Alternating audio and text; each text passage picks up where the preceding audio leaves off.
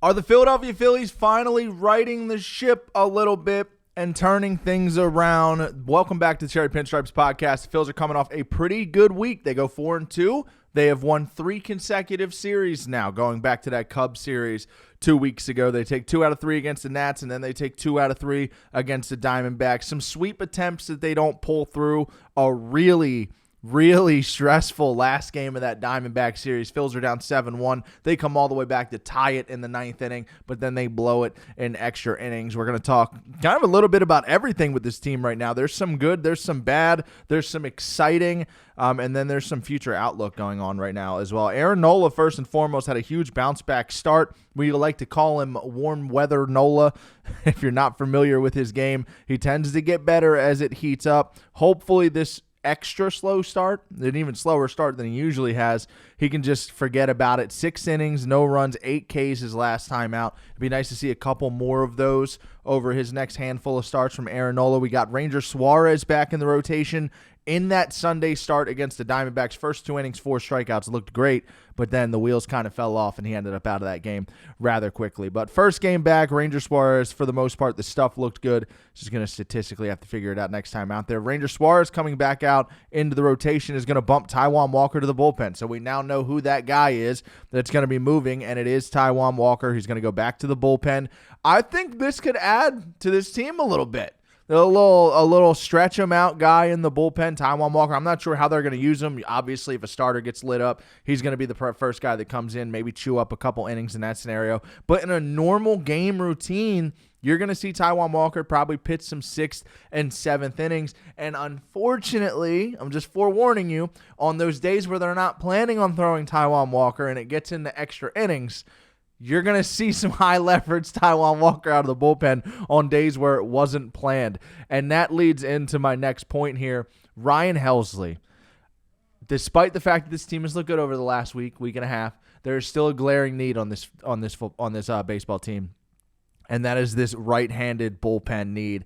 And a Taijuan Walker type isn't going to get it done. They need a flamethrower. They need a 9th inning, lock-it-down guy. And with how the prospect system is currently moving, I think they can get it done for less than Andrew Painter. We are getting very close to Andrew Painter being a major leaguer. He's up in AAA now. His next start's going to be with the Iron Pigs. If he pitches well in AAA, all it's going to take is for someone to have elbow tightness, and you're going to see him making his MLB debut. Once Andrew Painter is out of the prospect pool and he is on the team and he is a part of the current Philadelphia Phillies core, and teams stop looking at him as a trade piece every time they get on the phone with Dave Dombrowski, then we can start possibly making some of these bigger moves, because they are not trading Andrew Painter, period. It's not going to happen. And right now, with him in the minor leagues as that blue chip prospect, I am sure that is what's holding up a lot of negotiations and going from the Carlos Estevez type relievers to a Ryan Helsley or a Mason Miller type of reliever. They may do away with an Aiden Miller.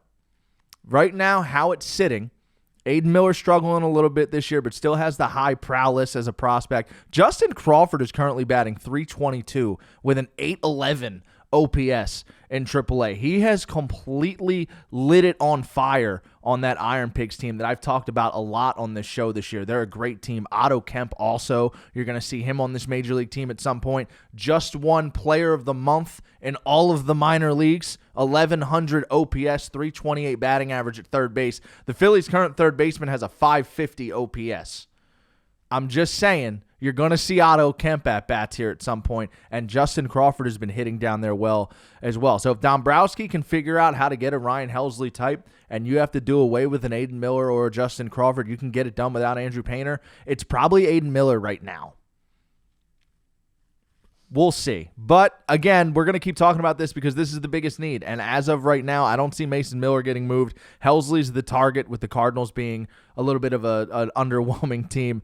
But a lot to be excited about with this team. They're turning things around. Some guys that have had slow starts just had really good weeks, especially Max Kepler. My guy, Max Kepler. I asked for the heater on the last pod, and he came right through for me. OPS is up over 800 now. His Baseball Savant page is bright red. Top to bottom, it's all red. Whiff rate, K rate, hard contact, barrel rate, expected batting average. It's all red. It's all red, and that is a great sign. He's currently batting .357 on off-speed pitches. He's only batting .250 on fastballs, but all of his homers have come on fastballs, no homers on off-speed. I don't know if that's just an approach thing, but I thought it was an interesting note. .357 average, 0 home runs against off-speed, .250 average with 4 homers against the hard stuff. He's pulling the ball at 23%, barrel rate at 11%, weak contact rate is only 3%. He's just been really, really good, and he's turned it on. Now, my critiques with the Max Kepler signing have just been we didn't fill that need of a right-handed bat.